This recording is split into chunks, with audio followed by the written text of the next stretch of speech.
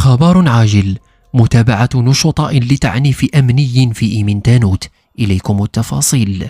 قبل ما نبداو تندعوكم الاشتراك في القناة باش يوصلكم أي خبر جديد.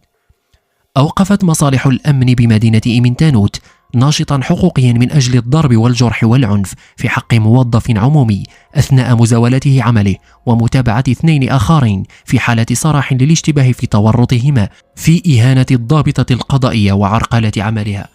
وضحت مصادر لنا أن الحقوقي ذاته وضع تحت تدبير الحراسة النظرية لدى الفرقة الإقليمية للشرطة القضائية بمدينة شيشاوا، حيث اشتبهوا في التورط ديالو في الاعتداء على موظف شرطة انتج عنه كسر بالأنف ديالو.